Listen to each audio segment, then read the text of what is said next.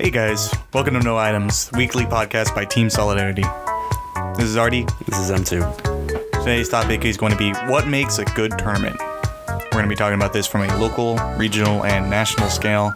The things that we consider to be the most important to success for a tournament. Mm-hmm. We're going to start off today by talking about our weeks real quick. Let's start off with you, M2. How's it been going, man? It's been going good, man. I had a couple classes. I've been not really playing too much Smash, honestly. For this week, had classes. I've been working on that, focusing on that. I have been practicing a little bit. Went to one tournament, just like a bi-weekly that you went to also. Yep. It wasn't like too much practice for me, but it was still fun to play. As far as Smash is concerned, honestly, the biggest highlight for me was the tweet that I made.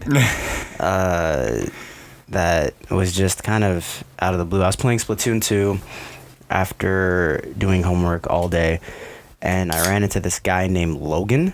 And for those of you who aren't familiar on Splatoon 2, when you're like in the plaza area before you even like play, go in the lobby or whatever, you can see people's like status updates in the game, and I was just walking, and if you walk past them, their status like quickly shows up and then disappears as you leave them.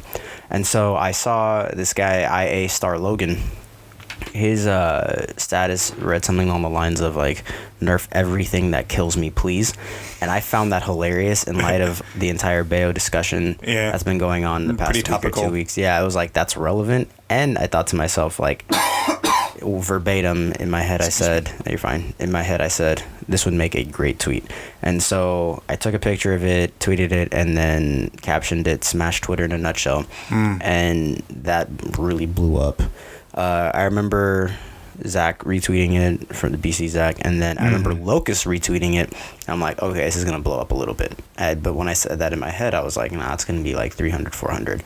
Because I did something similar with the Sonic Ditto 4-picture thing with a cantrips sorry tag. And so I thought it was going to be like that. And then I went to sleep, and then I woke up to like 2,000 something likes and something. And I know it sounds petty, but it was still like a really crazy experience. And it's grown since. Actually, it's almost doubled since yesterday. So, and it has no signs of slowing down too. So that was wild. How big is Smash Twitter? How big is Smash Twitter? Yeah, I thought it was gonna be like, because okay. To be fair, it's like it's topical outside of Smash Twitter as well. True, I was seeing people subtweet and say, "Well, this goes for a lot of FGC games too," and I was like, "Okay, that's cool." People were like saying even people in Melee do this, even Splatoon 2, not just Smash 4, other fighting games. The community, there's aspects of people in those respective communities that do that. So yeah, it's good thing I didn't say Smash 4 Twitter. Well, actually, it wouldn't have mattered. Yeah, it wouldn't have mattered that much. It was pretty clear. You can't really nerf things in Melee very much. No, I mean you can, but you have to get like a different version of the game. Yeah, and then how popular that game would be the question. So yeah. So that was your week. That's my week. I mean, that's how things. It is kind of how it went. Yeah. Pretty much the same thing for me, except for minus the Twitter fame. Crazy Twitter. It's not even fame. It's the clout. Like the clout. Yeah. I was talking to Artie about what clout means. I'm just going through my classes. We're doing. I'm in classes for video production. That's like filmmaking, streaming, making like ads and video, audio effects, that kind of stuff. And so those classes are actually pretty much they're starting to ramp up. I'm about to start doing some of the final projects for the term. That's gonna be interesting. They're probably gonna be Smash related. You'll probably see them actually on the Team Solidarity channel. Oh, dope. It's very likely because like, if I'm creating something for a class, I'm gonna do as much work as I can on it. And since I have so much creative energy around Smash Brothers, generally it tends to relate to Smash in some way. Seems natural to do that. And why not put it out there so that people can see it? Yep. So that's my week, is just kind of I got my tax returns again. Let's go. I now have a couple $100 left after paying people what I owe. And so I treated myself. I bought myself Two Steps from Hell Vanquish, their newer album. For $200. They've got like 45 songs on that album. For $200? No, it's 16. For $200. $2 million. And it was worth it. Yeah. Hey, man, Two Steps from Hell. Music makes you braver, dog. For those of you who don't know Two Steps from Hell, real quick, it's a You've heard it in group of ads. two people. I think two people. Chris I think Bergenson or something, and then like one other person. I can't remember their names. I think there's two of them. I can never remember. Thomas something. Thomas Bergenson, not Chris. It's like Thomas. It's like Bergenson. Bjorgensen or something. Bjorgensen. I don't know. Anyway, they make like epic orchestral music, and I'm sure I think it's actually like everyone's heard their stuff without knowing it's them. You've heard. Okay, I'm going to tell you. If you Heart live of in the Courage. United States of America and you watch television ever, you've heard one Heart of their of songs Courage. in an ad. Yeah. Because most Easy. of their songs are licensed for advertising. Or in movie trailers. Or in movie trailers especially. Anyway, that's a little blurb. So that's the kind of thing you'd expect. It's like Hans Zimmer, except more epic. Hans More, Zimmer. it's like aggressive. This one's more. It's a lot more aggressive. Hans Zimmer can be has like more of like a tense, pungent, yeah, like an like a emotional thing. tugging thing. But Two Steps from Hell has more of like a like Get hype. if Hans Zimmer is a fight scene, get hype. Yeah.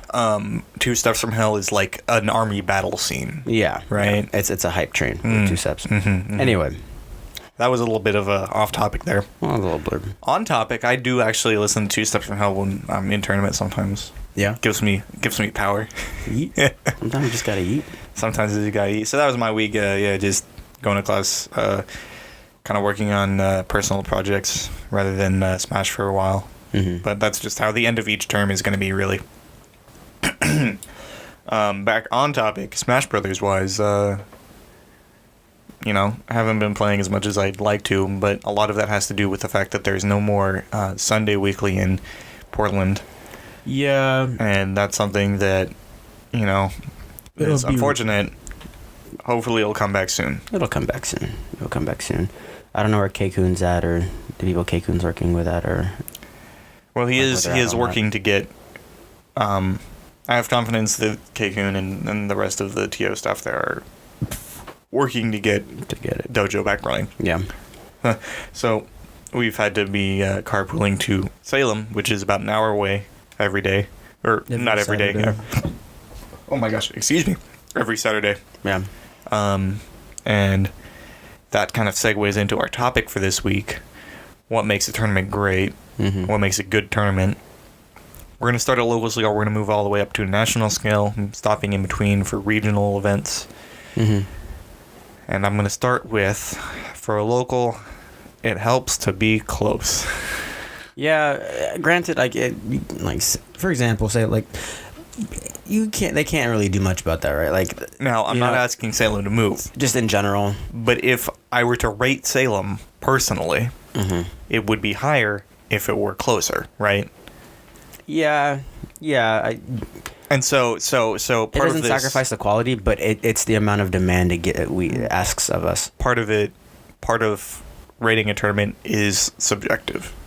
Yeah. So for the people living in Salem, It's gonna be higher, obviously, higher because they than can just what walk we there, were- or they can drive. Yeah, exactly. Quickly there. Yeah. So yeah, no, geography does make a huge difference. And geography, like even in a non-subjective sense, in an objective sense, geography really determines how successful a tournament will be, even if it's a great tournament in all the other respects. That's actually a good point to make. Not only just is the distance, because I'm assuming you were highlighting distance there. That was my segue. Yeah, into- the accessibility too, just in general.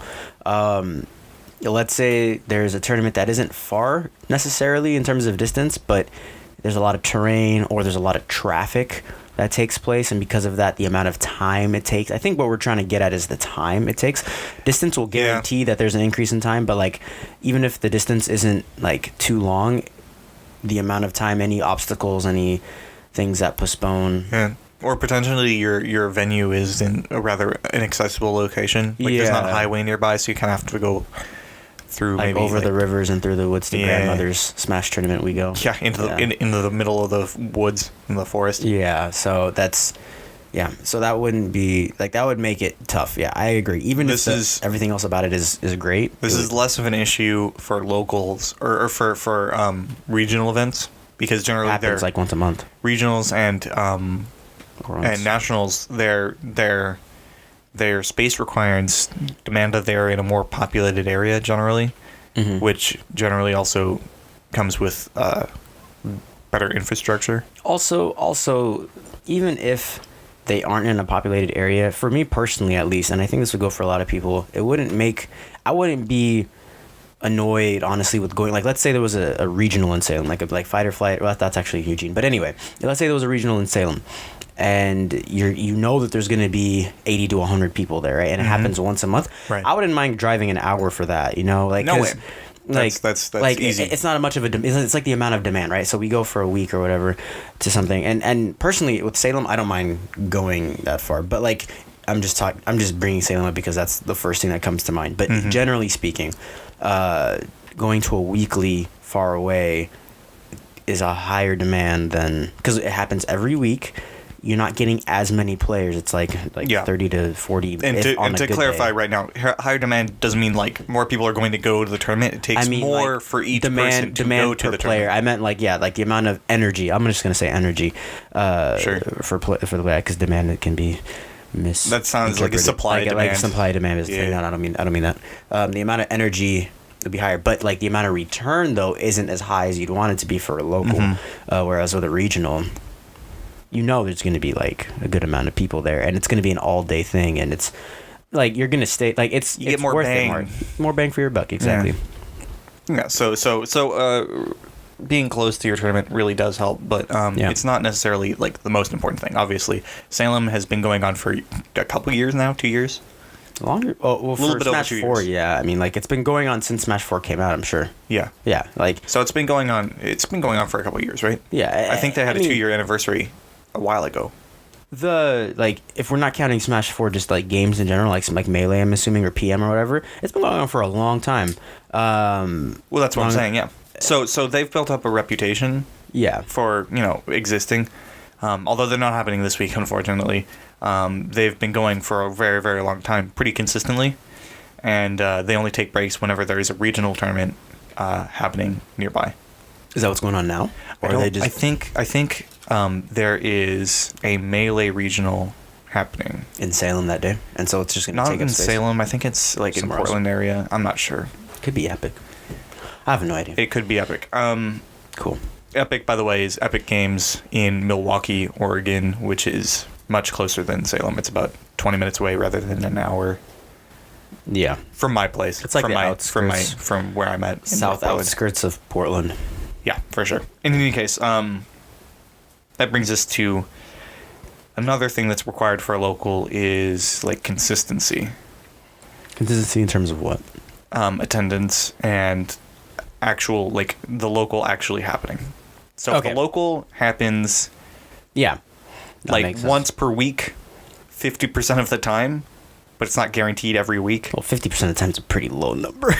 Well, that's what I'm saying. Like you need to be consistent. Yeah, that's obviously sometimes there will be special conditions that make it so you don't, and generally those conditions involve another tournament happening close by. But that doesn't happen a lot, it happens at a small percent that.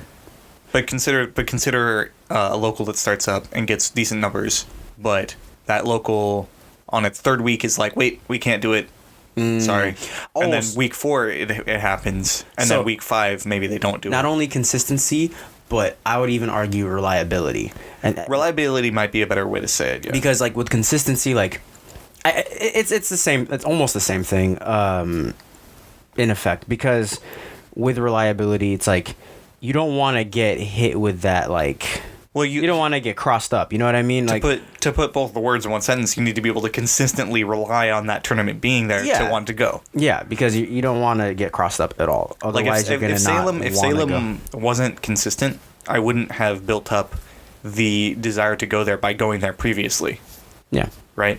Because I would have also known, this tournament doesn't actually happen that very often, so, maybe going there wouldn't be worth it because people won't show up because it doesn't happen very often. Yeah, I think the consistency and the reliability gives a player confidence that other players are going to show up, and it'll give it, because the more consistent something shows up, or the more, I'd even say just reliable in the sense that, like, okay, let's say they're not, they happen, like the tournament happens every other week, like for example quarter that we go to, that's pretty consistent, you know, granted, like whenever the TOs, as long as the schedule is set and they stick to the schedule, I don't see any problem with it. The only reason why I'm saying this is because when people say consistency, like a lot of people, and I understand what you're saying, a lot of people are going to think like, oh, every week or blah, blah, blah, blah, even if it's not like as much as you may think it might happen. Consistency does not necessarily need to relate to frequency. Exactly, yeah. But the fact that is, when they say they're going to have it, they're going to have it. Yeah, and it's going to happen for sure. It's going to happen for sure.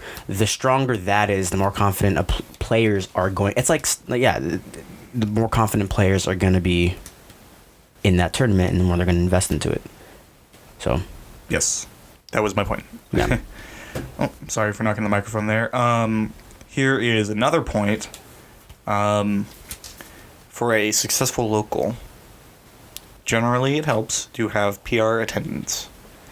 Now, this isn't necessarily required for success, but it really helps because there's a split generally in the community for locals of casual players who go and play for fun, for the joy of the game, and competitive players that go to compete and win either for prizes or for the improvement growth as a player. Yeah.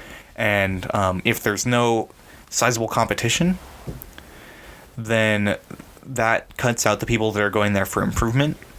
Yeah. And if there's no competition, then competition generally will arrive if there is a decent prize. But competition can be for prizes can be really, like, that's not necessarily like a guaranteed draw, right? No, it's not necessarily. Yeah. And so those players that are looking for competition, I have witnessed players and myself not gone to tournaments specifically because there won't be no PR players in attendance. Yeah.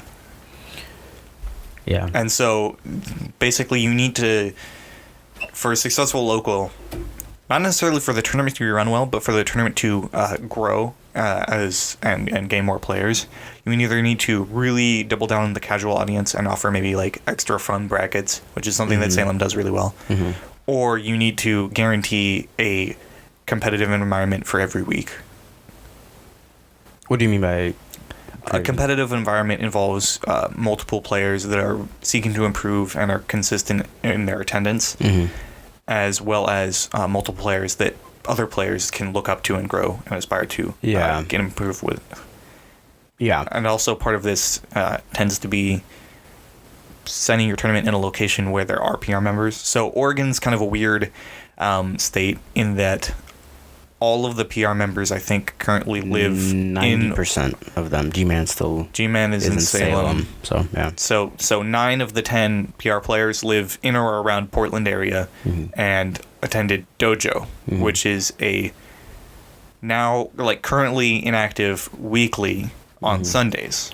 So that's interesting, actually, yeah, because now the Portland scene has 90% of the PR players, but no weekly show for it. But then Salem has one PR player with 1 week who doesn't even show up consistently to that tournament. That has a consistent weekly. Yeah. So for those of you who are listening, that means that a lot of the Oregon PR has to move to Salem. And that also means that it influences probably what the PR is going to be for the coming season. Yeah. Considering that there are PR players that are unable to make it to this tournament because it's in a different day in a different city. Yeah, so that's just the difficulty of it. It's part of the reason why the Oregon scene isn't able to grow quite as well, is because we're a coastal state, and there's mountains and deserts in the way of getting to other cities. Generally, the cities are spread out along the coast, which means that it is a long drive between cities. This has created three major scenes, I'd say, or one major scene and 2 minor scenes. There's Central Oregon, there's like Salem, Eugene, that kind of area, and then there's Portland, which is like the big scene. Yeah. Right. And these scenes are kind of like closed off from each other in a lot of ways, and the only way to get people to come out are large tournaments like regionals. Yep. And those don't happen often, so.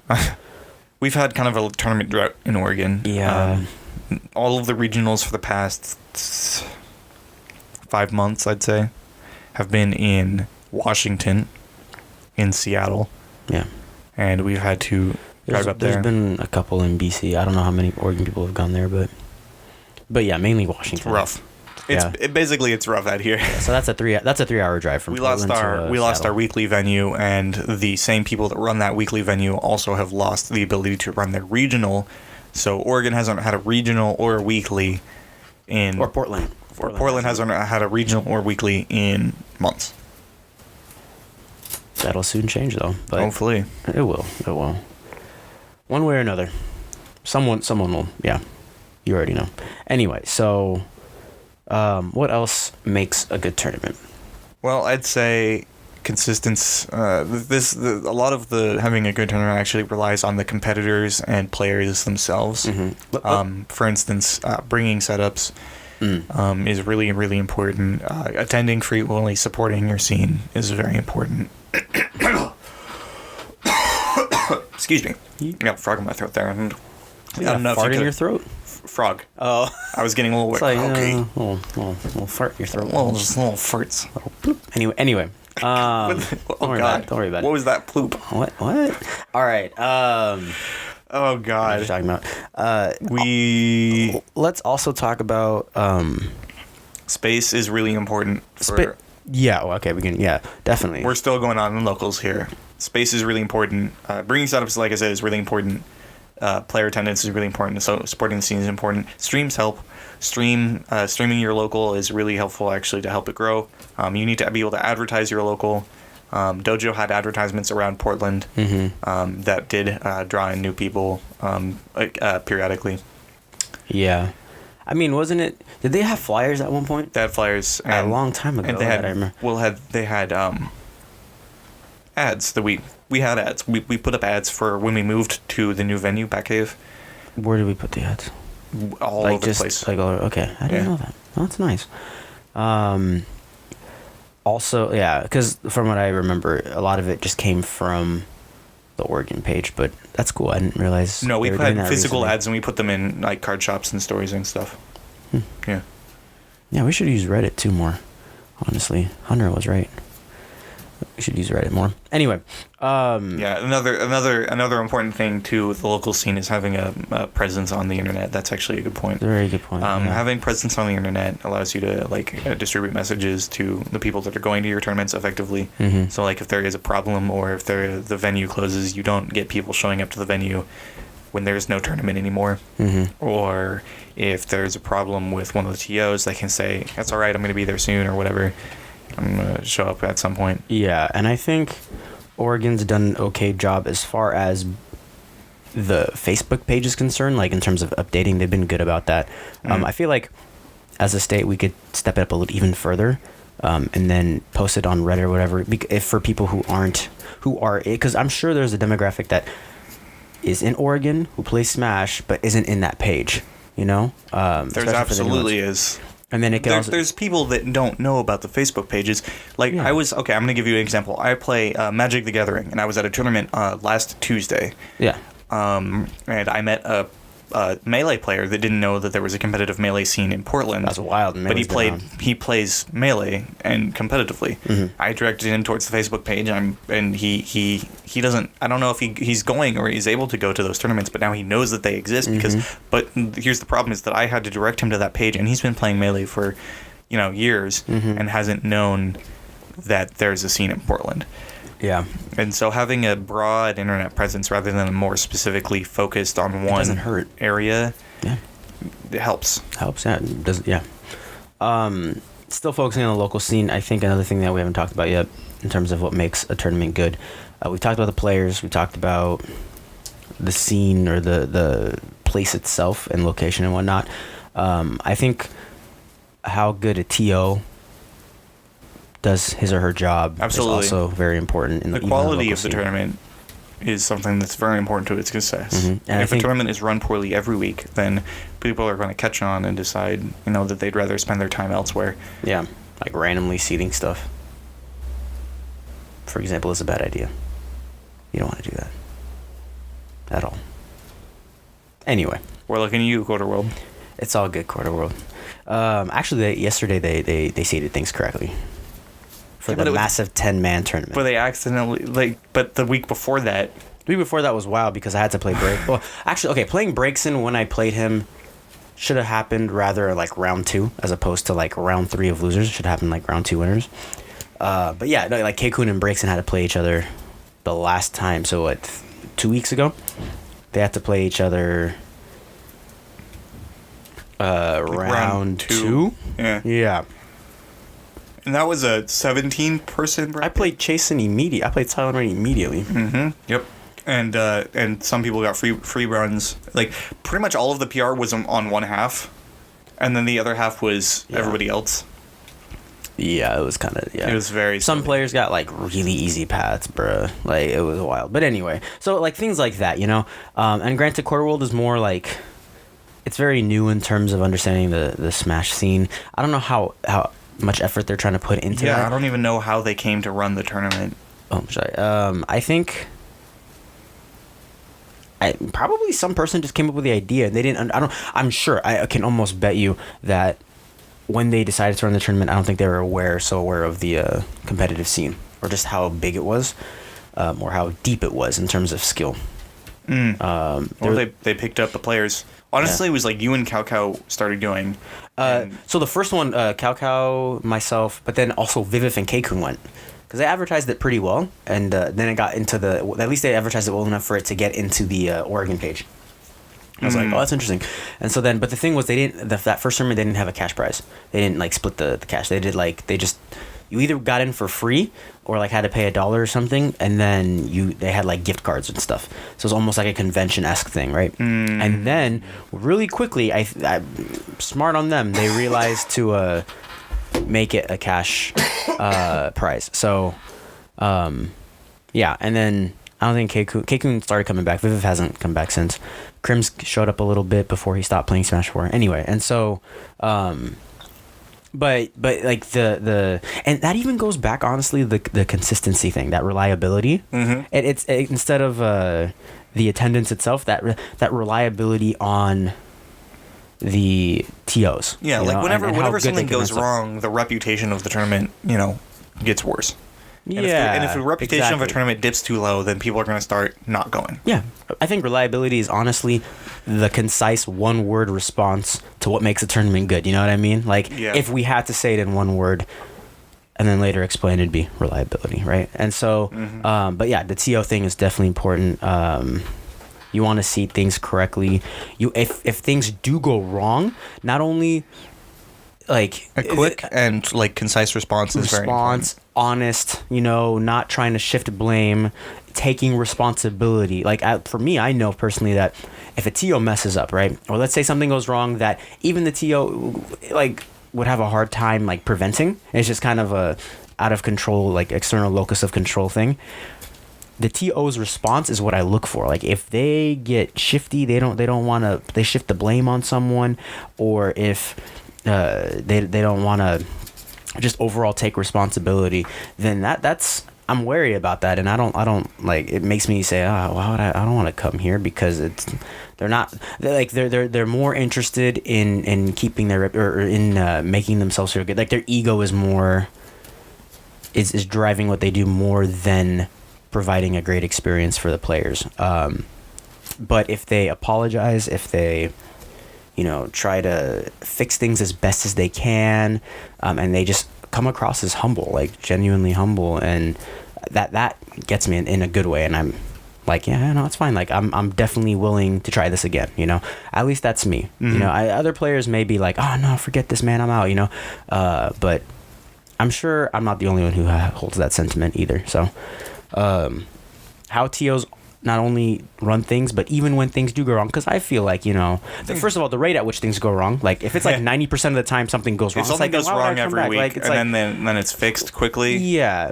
That's different than if something goes wrong once every 3 weeks and it is fixed quickly. Yeah, exactly. Like, if things keep going wrong, it's just like, yo, get some help, man, or like, you know what I mean? Like, get some help. Like, I'd even sit down with the team and be like, yo, man, I'm willing to come to these, but you gotta get your stuff together. It seems like based on this, like, you can't do this on your own, or the staff you have with you isn't cutting it. So I've got an example of maybe not the best. Epic has a new Smash 4 tournament that they've been hosting on Saturdays, whenever there isn't a different tournament happening that day. And on the second tournament, so the first one went fine. Oh, yeah. Low turnout. But the second tournament, the tournament organizer just didn't show up. There was no change to the actual Twitter or not Twitter page, Facebook page. So there was no notification. Yeah. One of the players ended up making a bracket for the tournament. And, shout outs to Adam Jabber. Yeah, and they ran a unofficial tournament. I mean, for that it's day. As official as you can get it, right? Like, there was probably no stream. There was no stream. I don't think they paid to enter. Oh, they did not do a pot or anything? I don't think so. Oh, then that's not official. Like, you need money. You know what I'm saying? I think the show tournament. me the money. Like, the tournament organizer, the TO, did not show up for that guap. tournament. No guap. And so basically that's ruined all of my, desire to go to that tournament. The reliability just dropped like a rock. Like, you know what I mean? On tournament 2. Yeah, that's like, whoa. Like, you ruined it, Like, do you care, fam? You know what I mean? Like, it seems like not. Do you care? And it's not even just the showing up, it's everything. It's the not being negligent on the Facebook page when you had a week to explain something that would be like that happening, and then not doing anything and then having everything run like that. Nah, that's bad. That's no mas. It's bad. It was not very good. Tezzy's doing a better job with his weekly. It's not even like a week like that. It's like a bi-weekly. It's at this point it's like bi-weekly, and I enjoy that tournament, man. Like, it's a great tournament. Like, it's a nice homey environment, right? And he ran it well. Like, it was great. I need to actually talk to Tezzy about this, finding the videos, because I'm pretty sure they recorded it. Everest recorded it. But anyway. I'm going to record it next week. Dope. So then I'll know exactly where that comes from. So that's good. Indeed. In any case. But anyway. What? I can go to that, by the way. I checked. So. Oh, you can? Dope. Yeah. All right. Little carpooling going on here. Yeah. Podcast. But anyway. Yeah, so the TO thing is those are some of the keys to success for a local. I think, honestly, for a local, and the thing with a local is it's, out of the 3 that we're talking about, it's the lowest risk, and it's not the highest reward, obviously, but it's probably a low reward. Well, the reward is great for the community, but in terms of reach, it isn't quite as important. But it's a stepping stone for bigger things, you know what I mean? Like, I think that's natural. A region with no locals will fizzle and die. Yeah. And that's my opinion. I think that's like, it's the live stream, man. Like, it is. Like, it's the live stream. Exactly. I'm trying to imagine, a scene with just regionals. And it just doesn't work. Like, you know what I mean? Where do you practice? It's like, look, like with a local, what makes a local great is the fact that it costs very little to go there, right? So it's a low risk. Like, you're buying in to learn. Well, and it's more like joining a community. And it's joining a community. It's like one of the easiest ways to do that, as opposed to a regional where you can join a community via regional, but it's a little bit impersonal. It's a little impersonal, right? Yeah. It's kind of like it's like more of business, like, okay, let's we're here to run the brackets. Win. Let's get the stuff going. There's a cash prize that people are trying to win. The players are trying to maybe a lot of players get into this like don't bother me state while the brackets go, and that which is totally understandable and reasonable considering the stakes. It's a day-long thing that you need to have your stamina for. You're not trying to lose focus on stuff, man. Yeah, exactly. So that kind of segues actually. What makes a good regional, right? There's different factors that go into this one. Everything we talked about with the local, guaranteed. Okay, so the first thing I want to say is that everything that we talk about applies to some degree to all of them, with potentially minor adjustments. And then regionals and regionals and majors have their own kind of like things that don't really apply to locals at all. Yeah. And I'm gonna bring those up right now just so we can kind of get them out of the way. Okay. It's kind of a problem. One issue that a lot of majors and regionals face are when it comes to payouts, it can take a very, very long time. That's not something that's really a problem for locals, but a good tournament will. It's literally right there. Well, a good tournament will within a month or two get their payouts done and handled. Yeah. So I'm Genesis 5, I think, just paid everybody that was involved. Okay. Including me, and nice. But a bad example is I think Evolution took a very, very, very long time to pay their players. If we want to go to the extremes. What's the ultimate one? Beast, bruh. Was it Beast? Beast was bad. Like, I remember this. Beast was the one like a year. that, because there are ones that like completely like just drop, right? Because Beast, I'm just including the ones that were so bad, but eventually paid out, right? Like eventually, because there are tournaments that just completely almost, you'd call it a scam almost, like they just didn't pay them like ever, and they got in trouble, like, right? But Beast took forever. It took, I think, over a year. Yeah. Beast 7, which is man, way too long. Because they had huge complications. And think about that from like a top player perspective. Are you gonna go to the next Beast? Hell no. And what that does is it causes a lot of problems, because if there's no top players going to a major, are you gonna go? No, like that's that kind of bad PR can ruin a tournament, right? But here's the thing: locals don't have to worry about that to that degree. Like if you don't pay your players the same day a local ends, then what are you doing? Like, what happened? Like, where'd that money go, fam? How many McChickens did you buy? Like, exactly. You know, what happened? Like, you shouldn't even be buying McChickens with that money. Like, you have your own money. Not your money. It's like $1, fam. Just buy your own McChickens. Don't know why I went to McChickens, but like you just. Like I'm just imagining like legitimately like a TO like sitting at their desk surrounded by McChickens and just being like, I can't pay you, man, I'm sorry. Remember the Yo Dog meme? Yo Dog, I heard you like McChickens. I took the money that you won and converted them into McChickens. You can have a McChicken if you want. So here's your 20 McChickens. Actually, 20 McChickens would be really bad. Like, how many people enter that tournament? If it's only $20 worth of McChickens, it'd be like 60 McChickens. Anyway. I got 5 McChickens at Quarter World. Yeah, so that's a lot of McChickens. I'm gonna start referring to dollars won in tournaments as McChickens. McChickens, bro. Like, I mean, let's all be real. We already know what you're gonna do with that money. Like, you might as well change the currency to McChickens. I bought a McMinimans burger. You mean you bought 20 No, you brought 12 McChickens worth of the. Like, that's how much it got. I'm done. Anyway, so that's an important thing for regionals and majors, but more important for them really is planning, right? Yeah. So when you start a local, you don't spend the first 3 months before each local preparing for that local. No. That local just happens. That local just happens, and hopefully, like, it goes well. If there's planning to do, you do it in the week before, maybe. Yeah. But if you're running a regional or you're running a major, M2 and I have run into this recently.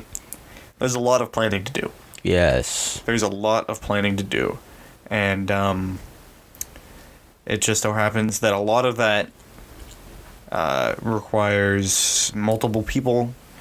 It requires a really intense level of organization. There's less control. And it requires... Here's the most important thing. It requires really well-orchestrated and intelligent communication between multiple parties. Especially during, like, the planning phase. Yeah. And that's because of the fact that there's less control per person in this. You're gonna have to rely on a lot of people, and that's gonna take time. It's just wise to a lot of time for all of that to take place. I mean, best case scenario, within a short amount of time, everything just quickly works, right? Yeah. But let's be real. People have different lives. Well, and problems are going to arise. They're going to take time. Exactly. So, by definition, it takes more time. Yeah. Planning is extremely important. Yes. Is what I'm hearing. Yes. And what I'm saying. Yeet. So with good planning comes good execution as well. Mm-hmm. And that kind of relates back to the TO, the proficiency of the organizers and the event runners. Even more so in a major, in a regional and a major compared to a local. Mm-hmm. I agree. Yeah. And so part of this is like experience, but also just the ability to think on your feet, and the ability to efficiently run through whatever brackets you're doing, fixing problems as they come, delegating things to other people wisely. One good thing for a regional to have that's not necessary in a lot of locals is like side content. Yes. If you want maybe like a practice area that's not necessarily a thing in locals, because locals generally the practice area is this place, the whole entire thing. Yeah. Whereas a regional, you're gonna cordon off areas, and specifically use them for practice or like this is definitely a must for, in my opinion, for majors and like nationals. For majors, it's extremely important must, I think, because they have so much more space and room that they can kind of afford to give up a few slots for practice. But I think that's becoming standard.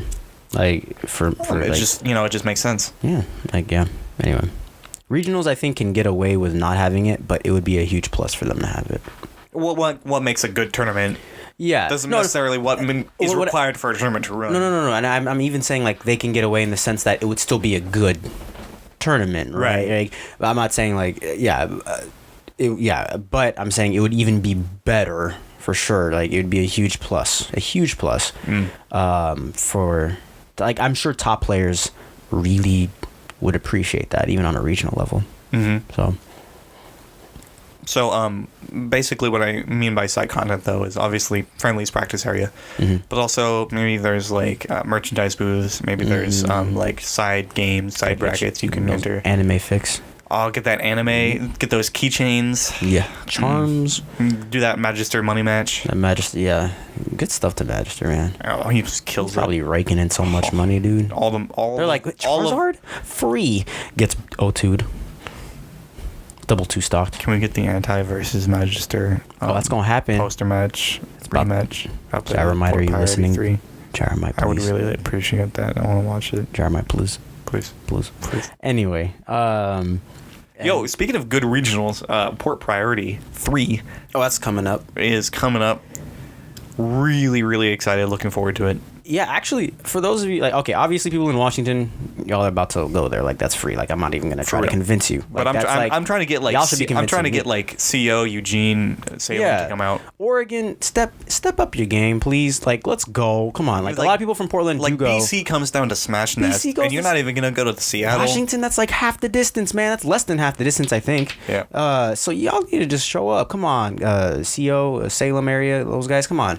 And then obviously BC, I have confidence that BC will show up. BC shows up. BC happens to be probably the most like well-traveled, and they have more to deal with too in terms of logistics, like the passports and all that stuff, man. Props to BC, man. Like, come on, Oregon. Anyway, and then not only just Alaska even should come down. They showed up a couple of times. That's harder, but yeah, like if you guys can, then it's harder, but it's not even necessarily harder because you can just fly. You don't even need a passport. You just fly. Oh, that's right. Yeah, you just fly. US baby. Anyway, and then also for those of you who are listening, if you guys are from the California area, please especially North California, reconsider. Yes, please consider coming. Port Priority 3 is probably the best regional tournament I've ever been to. It is, or Port Priority Series rather. Look, it is very good. And if you're thinking to yourself, oh well, none of these guys are PGR or whatever, blah blah blah. We have people from Tri-State coming in. I think it's Anti and DeBuzz, Mr. E, and then we've got Conga as well, who's PGR. No, yeah, number 30 from PGR. Someone else who's going to show up. Oh, you know who was considering actually that it wasn't announced in the trailer? Nairo might show up. So that's huge. That would be he was considering it. That'd be pretty dope. Yeah, and I don't see why he shouldn't, because he said he's been wanting to visit the Pacific Northwest. He said that on his stream. So boy, like I will pitch in, man. Like people will spirit bomb that. Where's the compendium? Nairo, The compendium? Like, you know what I mean? I want to see the compendium. Like, yeah, like I will buy a Smash.gg hoodie. Yeah, dude, that's Nairo. I get a hoodie and help try to get Nairo. Like, what? I'm down. I'd be hella down. Jaromite, are you hearing this? I am down. M2 is down to help. All right, all right. So going back to like the people around this area, like, and we'll like post this on Reddit later. I'm gonna like get that going because I think that's very important. Speaking of which, if you're here from Reddit, hey. Thanks for listening, guys. Yes. I feel like we could be doing a better job reaching out to people, and we will be. So yeah, that's a topic for another time and off podcast. Honestly, definitely, yeah. Port Priority 3 is, I think, what I'm going to hold the standard, or Port Priority 2, first of all, is the standard to which I hold previous tournaments. Port Priority 1, really Port Priority 1 was like the beginning, more hype as like a tournament. Yeah. Just because the turnout was better for like top players. Yeah. Port Priority 2 was multiplicity like levels of well run better. Like it was a much more enjoyable tournament experience. Yeah. For every aspect that I could consider that venue's important. Nice too. Yeah. That venue is actually very nice. We were getting a little bit crowded though. That's the only drawback, but it was still good. To be fair though, we were getting a little bit crowded and we weren't even using the second floor. There was nobody in the practice rooms upstairs. Yeah. Everybody was kind of chilling on the ground floor. Yeah. So we've got room. They can easily put chairs and stuff there and So anyway. Another thing that's more important for regionals than locals, but is still relatable to every level, is a good stream. And this is a thing that I think a lot of regionals get wrong. A lot of regionals have decent local level streams where a lot of locals could improve. I think, in my opinion, this is from me watching as a streamer, is y'all can step your game up with your streams. Because while regional is a chance to get your region spotlighted for the day, and that gets a lot harder when your stream is not low quality, but just not like polished. The stream, I don't know how to. It's like the window for people who are looking from outside in. And if you are looking at a tournament, you're going to see either a blank page of results where you don't get to. You just see somebody and you're like, I don't know who that is, right? Yeah. Or you see somebody, I'm like, oh, I know who that one is, but I don't know anybody else, right? Mm-hmm. Like, oh, Anti won this tournament, but I didn't know nobody else in this. Yeah. Right? Or you can check out the stream, and you see this crazy Yoshi player, you mess somebody up that you know, and you're like, whoa, who's this guy? And maybe you look him up, or you go to like past events where they had that player in it, right? And you're like, dang, this guy's super cool. Yeah. Right? That won't happen unless you have a good stream. And if you have an okay stream, people aren't going to be as interested, and they're not going to be as likely to tune in to watch that crazy Yoshi player. Because if your stream is, lagging, or if there's a delay on the audio, or some other it'll just look unprofessional. It's just like, well, it kind of gives this like sense of this tournament isn't that important. It's not important enough to have a good stream. Yeah, and honestly, it comes down to the fact that the people want to be entertained. Once again, shout-outs to Port Priority for having a really good stream. Shout-outs to JC. They killed it, dude. I'm not trying to take credit for anything. No, they straight up. That was all them. Unfortunately, there was a technical error for Port Priority 2 that we were working to fix involving the audio. And unfortunately, something went wrong. But we were able to fix it eventually. And I think, for example, the audio situation, I did go back and watch it. That was, a problem, but it wasn't, I imagined myself as a spectator. That wasn't gonna ruin the stream for me. Like, I was gonna stay regardless. Thankfully, Conga was the one who was playing during the audio issues, and he did some pretty hype things. Yeah, no, it was hype, dude. While the audio was going awry. And it's not even just audio. So the quality of the stream overall, the transitions that take place, the layout, how clean it looks, how things are moving along, you know? For sure. And then how consistent that is. That, like, because honestly, like I was saying before, the people just want to be entertained. And if things are moving along, like, I'm going to be more inclined to watching an ESPN-esque type of thing rather than some, like, low quality budget film-esque type of thing. One thing I'm looking to improve on with my streams and just any streams that I'm involved in is I'm looking for multiple camera broadcasting layouts.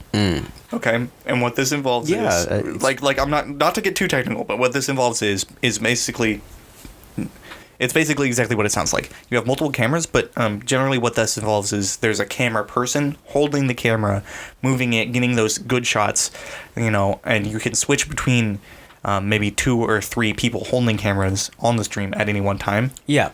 And so this is in addition to the basic player cams and the game capture. So a lot of streams just have 2 player cams, one for each, you know, human being playing the game or team. And the game capture using a capture card. And like the commentators. And then the commentators, right? And these are all static, still cameras. And it's not very action-y. It just kind of gives you the information you need to kind of parse who's playing, who's doing what, and who's talking. Yeah. Okay. Now, what kind of takes the stream to a next level is if you have then multiple other capture cards and nice cameras able to give you a good, like good 30 or 60 frames per second video of the players while they're like in between games or when they pop off. Or, you know, when something happens, maybe we get, like, a crowd shot, right? These kinds of things are, like, they give it kind of, like, a cinematic, like... The cinematic, yeah. The cinematic, like, in more emotional view rather than kind of, like, boring objective view of what the tournament is. Yeah. And it really helps draw viewers in. Look. It makes people feel like... they're there, right, and if that can get done well, like that, and I think when you were explaining this, the production team and the streaming person, I have an example that came to mind for me was 2GG. Yeah, 2GG is very the pinnacle. Very, very they're the skilled. Standard right now for that, and they're actually using. I actually got a sneak peek at one point into a lot of the equipment they're using.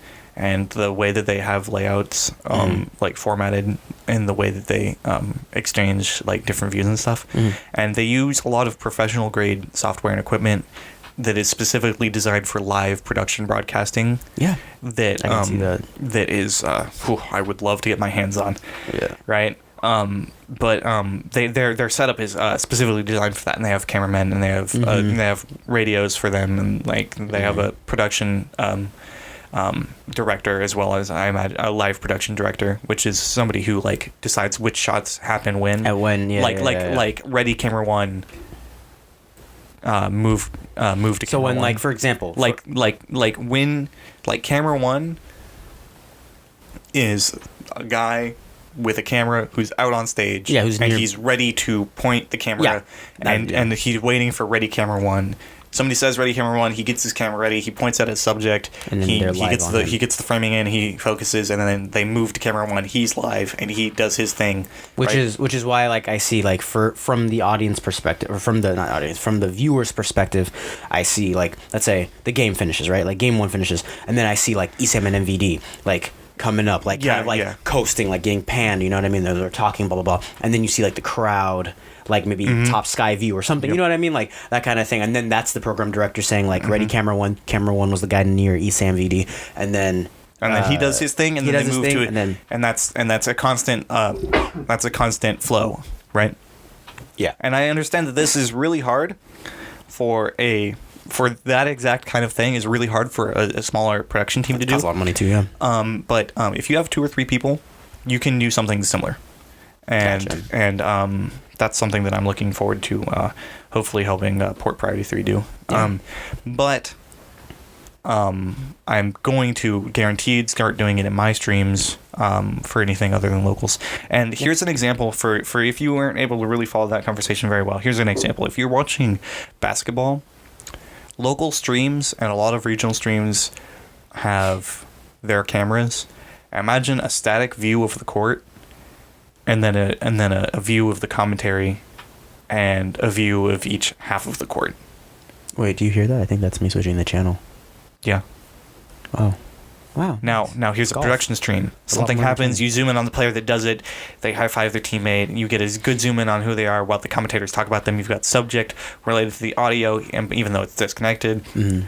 You've got if something happens, you get replays. When timeouts get called, if you ever see that, like the camera guys are walking with the players, like going from below them, and so you see them walking. And so you're right next to the players bench as they shoot their thing. You get those like action shots of like everybody huddled up trying to like figure out what the next play is, right? So what we're trying to say is production quality. What we're trying to say is production quality is like one of the most important things, in my opinion. And here's me. I'm biased because that's my thing. That's your thing. I am part of the production, right? Yeah. I'm part of the production crew, but man, it just really turns me off whenever I see a tournament that's not run well. And I would like to use this example as I'm not trying to get shots out, but iBuyPower Masters was a tournament that happened on the same day or same weekend as Port Priority 3 or Port Priority 2. It stole a lot of the competition. Right, there were players that were going to go to Port Priority 2 that then canceled and went to iBuyPowers because they had a larger cash flow, which I can't blame them. That's not their. This isn't all the players. We've been through this, yeah. Like all the players are no worries. Like that's regardless of the effect it had on Port Priority 2. Port Priority 2 stream was like magnitude better. Go back and watch iBuyPower's stream. There was one shot of I know the players. It was just literally one cam of them, like, and then it was the commentators. I don't know if they didn't have resources at the time to do it. I don't know if like iBuyPower didn't require if they decided not to give much of their resources to Smash 4. Or maybe iBuyPower was running the stream and 2GG was running the tournament, which is I think what was the case. Yeah, I don't think basically the end result of this was that the major that was happening had worse production quality than Port Priority 2. Than the regional. Which is a good... That's great for Port. That's a good look for Port Priority 2. Yeah. And that's a good example, I think. Go back and watch iBuyPower Masters. It was... I'm sure it was a fine tournament, but boy, was it not a good stream. Yeah. I would agree with that. Okay. And so with that, let's kind of segue back into our topic of what makes a good tournament. That was kind of a long-winded thing about production. Mm-hmm. This is well deserved too. I mean, it's super important. Here's the thing about production, and that I totally understand, is that production, if you are not doing it yourself, is very expensive, and if you're doing it yourself, you are severely limited by your resources. Yeah. So any regional that has a poor stream, I can't blame them. All I can do is wish that they had the ability to make it less poor. Yeah. Right? Because I understand that like streaming is rough. Being a stream runner is actually one of the more stressful things you can do in a tournament. Mm-hmm. And running a good stream takes a lot of effort. It takes a lot of organization. Takes a lot of like premeditated training. Mm-hmm. And it takes a lot of time, as well as equipment. And those are not always available to everybody, especially people in the Smash community. It's a rather young community overall. Yeah. A lot of people doing the work don't exactly have as much time. They're going through school or college, or they have a job that they have to spend a lot of time on. So running a good stream is actually kind of a pain in the butt. Yeah. But it's definitely props to any good stream that you run across. Mm-hmm. Okay. Streaming, very important. Let's move on though. For regionals, another really good important thing is top level player talent. Yes, is important to the success, especially of a tournament. I'm saying stream because we talked about streams for half an hour. You like streams. All right. But yeah, for example, so one of the reasons why I think Port has done well has to do with the fact that ever since Port 1, Jeremiah, JC, Serona, the crew has made a great effort to bring in top talent from the U.S. Mm-hmm. With the first one, they had Fallen, Elegant, Aardvark. I think that was it for the first one, and then it's just Fallen, Elegant, Aardvark were like definitely the main ones. They had for the first one. for Port 1, yeah. For Port 1. Port 2, they had There was Rich Brown. Rich Brown too. Oh, He got kicked out early though. That's why we don't remember. Breaks in. Anyway, and then Port 2, they had people from the Midwest. Mm-hmm. Yes, so like Midwest JJ, Mayhem. Nam, Ned, those guys. Yep. Very important. And then now they're just upping the ante, and now we have the Buzz upping the ante. The Buzz anti. Mr. E, potentially Nairo, which would be huge. It wasn't announced, but I don't want to build up hype for something that may or may not happen. It's a possibility. So that's just like that's gonna naturally, like you're saying, bring in more people, and that's why I think the more this happens, the more other regions, other scenes like NorCal, even SoCal, will be more willing to come up. Because they'll be like, oh, they're going up there. Like Void may be looking at this and be like, oh wow, the Buzz is going up there, Anti's going up there. Yo, Larry, you trying to go up to Seattle real quick? You know what I mean? Like, and imagine if they just do that. I mean, Void already went to Battle of BC, and let's say like we put him on a compendium. Get him to come, unless he's busy with something else and he knows there's gonna be some top talent. Like, why wouldn't he? You know what I'm saying? So that's super important. I think seeing that, and it'll also help sponsors or potential sponsors for like Port be more inclined to help when they realize a lot of top talent is coming to these events, and then that in turn is going to increase the resources that Port has. We're just using Port as an example for tournaments in general because they've done a great job for good tournaments because they fit that bill. Absolutely. And they're going to get more resources to have better production quality, to have better everything in general, and then it's just literally a great snowball effect. They're also working within their college, which is helping them a whole bunch. That's true. With University of Washington. No, well, and it's that club that's running the tournaments. Duck's still better. But anyway. Shots. Anyway. But yeah, no, Port's been killing it, and I think that's the reason why. And I think they have nowhere to go but up. Honestly, they're not going to falter anytime soon. So, the better they get at this, and they're going to get more resources, I feel like that's what's going to happen, and things are going to be good.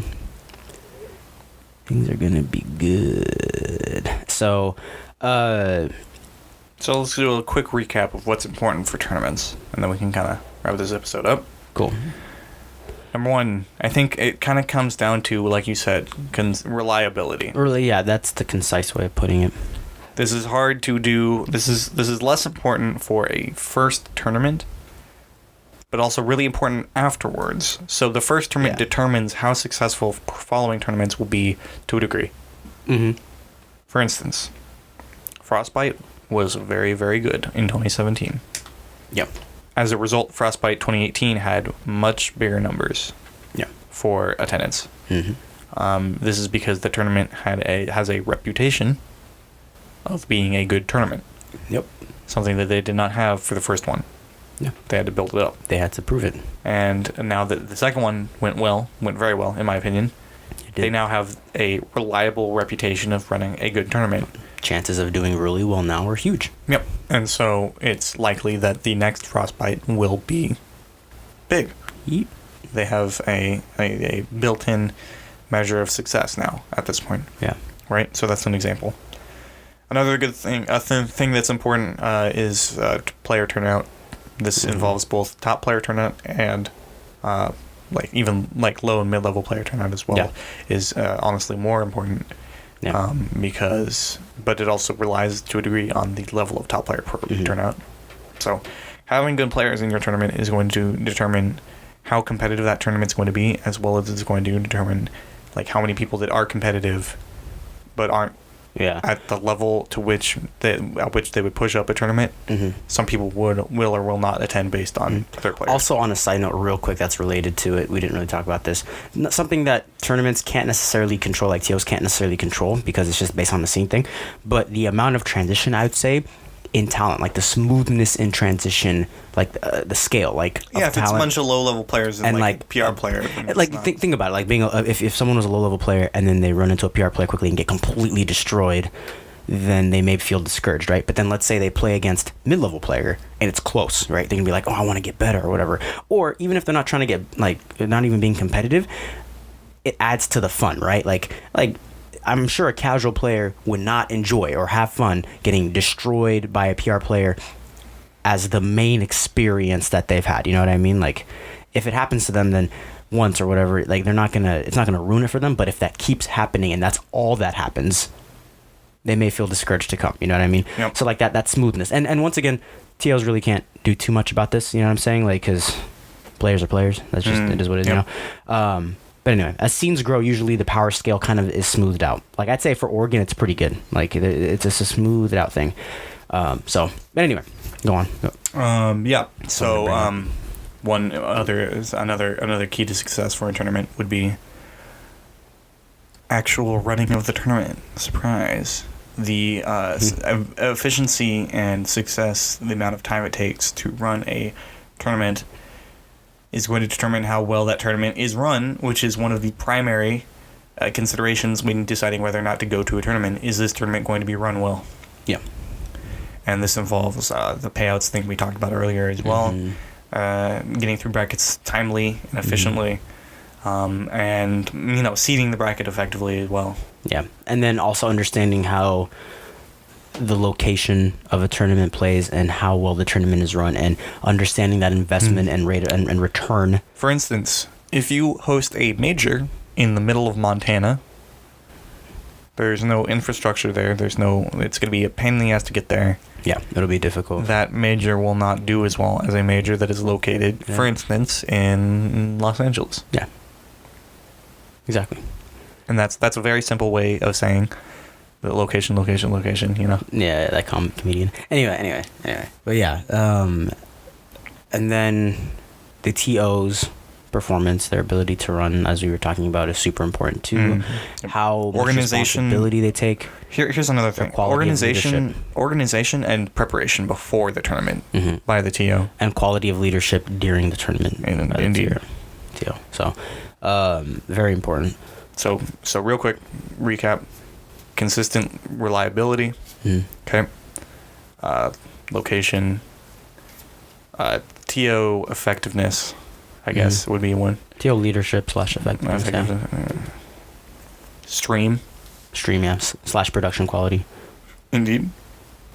And I think there's one more. Yep. And players. Player turnout. Player quality and turnout, yeah. Yeah, I think that pretty much wraps it up. Obviously, there are things we've missed. Absolutely, let us know. The pillars, though. Yeah, let us know in the comments below. We are not ourselves TOs. No. We do not run tournaments as of now. All we do is attend them and report what we see. Yeah. So, to back up our claims here, we've gone to a number of majors and regionals, as well as locals, around the Pacific Northwest and world. Yep. Well, U.S. for now. U.S. for now. And BC, but... Did you go to BC? Yeah. Oh, you did? Yeah, once. Like a long-ass time ago. Oh, okay, cool. And with that, we're gonna end the podcast. Thanks for listening, guys. I'm just found out that I went to BC once. Yeah, cool, man. Yeah. If you have any feedback, please let us know. There's going to be an audio version of this podcast that you can download in the link below the video. And thanks for listening, guys. This has been No Items. Artie here. Them too. Good luck in your next tournament, guys. Yeah, win as many McChickens as you can. Oh, all the McChickens. All the McChickens. Every single McChicken. Yeet.